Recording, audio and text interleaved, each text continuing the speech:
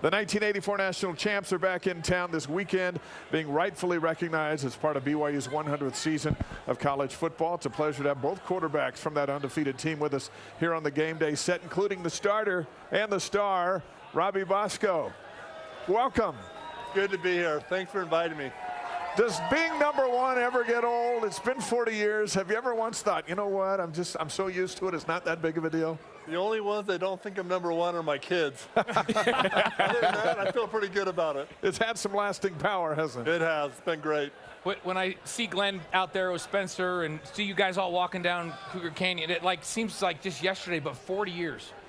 40 years have come and gone. I don't know where the years went, Rob. It's hard to believe. I mean, it's been a week doesn't go by when someone doesn't bring up that national championship. So it's just been a lot of fun. It's kind of kept me a little bit young, but not too much.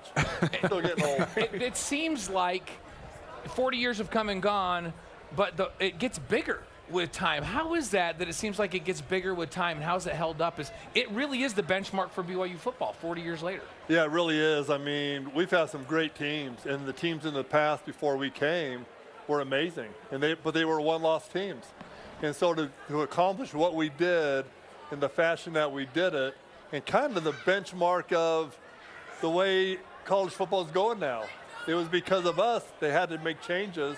And so it's great to see our name up there on the board, and even when they're talking about us. So I mean, to be perfect and to go down the path, even what this team is on right now, there's tons of distractions, especially nowadays with social media and just walking around the town and everybody patting your back and getting free food and not having to do homework. How did you guys keep from being distracted with those outside elements and able to focus on that one common goal? Well, we didn't have any of that NIL money.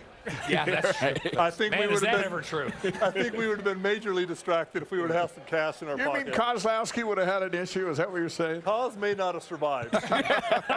Hey, I was telling these guys when he was down there, Koz never would have survived if you and I didn't take care of him. Yeah, it's crazy. But to go back to the question is, there are a lot of distractions. And you guys all know how hard it is to win football games. Yeah. I coached for 15 years, and the pressure on winning is just huge, and we put it on ourselves. But it is difficult to move the ball, to stop people. So to do what we did, to win every game, we had some lucky breaks too. There's probably about 4 or 5 games that we could have easily lost, but everyone stepped up and made big plays. Robbie, we were just watching the highlights of the game, and you were knocked out of the game and came back into the game. I'm curious, what interactions do you remember with the Wolverines as they watched you go out and come back in and beat them with just one leg?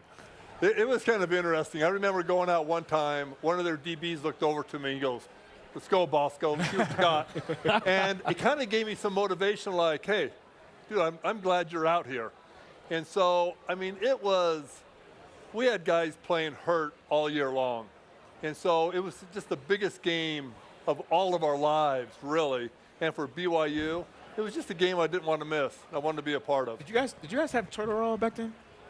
Turtle? Yeah, turtle. Yeah, They had some stuff. Hey, as we're watching Robbie's highlights, that post throw to David Mills against Baylor, even you that's one of the best deep ball throws I've ever seen. Before Robbie hurt his shoulder, he would have played forever in the NFL. Best deep ball thrower in the history of BYU, and I watched all of them, and we're good friends with all of them. And there's no disrespect to Giff or Mark or Jim or anything. Nobody threw the deep ball better than this guy right here. And that throw against Baylor is one of the best throws I've ever seen. Unbelievable. It was a fun time.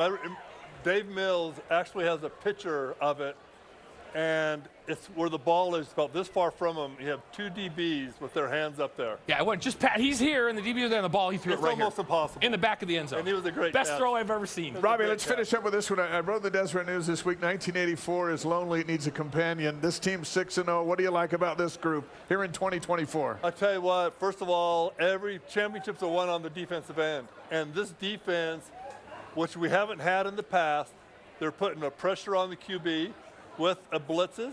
They're putting pressure on with just 4-man rush. They're getting key turnovers, and they're making things happen. And we just seem to be getting a little